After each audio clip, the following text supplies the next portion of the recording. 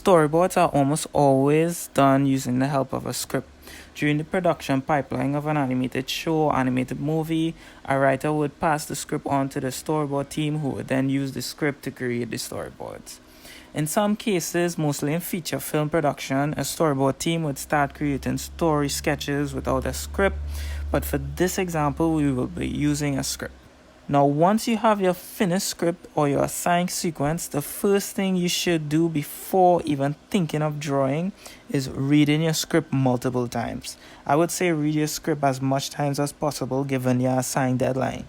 Reading your script at least 5 times should be good enough for you to grasp the overall idea of the story presented to you. It is important for a story artist to know the story or sequence from beginning to end.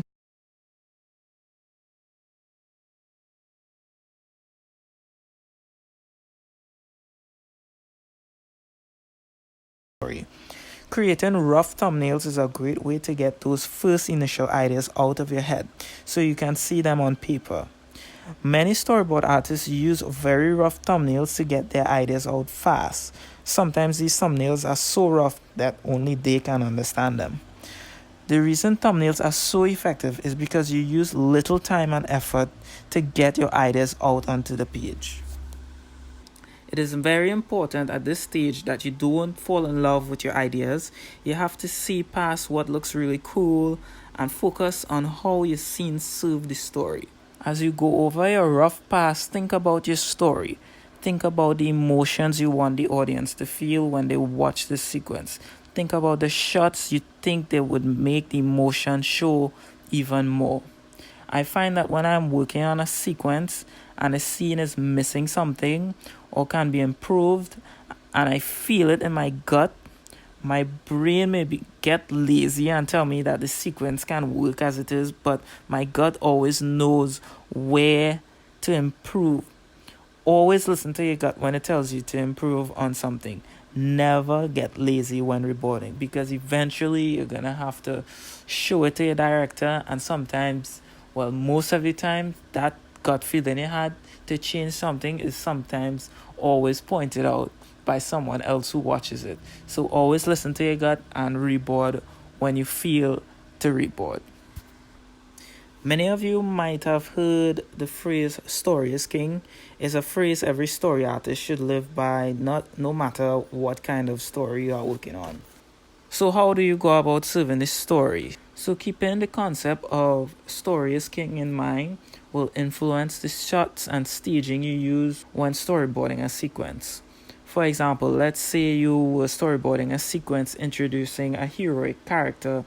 The shots you would use would probably include shots like a low angle shot, which would give the effect of a strong, powerful character like this one. Or maybe you are storyboarding a sequence with someone who feels alone. You would probably more use a wide shot to make the character feel small and insignificant in that environment. You would never choose shots for sequences just because you like to use those shots. Choose shots that will enhance the story of your scene or sequence. Now for the assignment, I will be giving you a partial script to work on. For the first part of the assignment, I want you to read the script at least 5 times. Then for the second part, I want you to do a rough thumbnail pass of the script.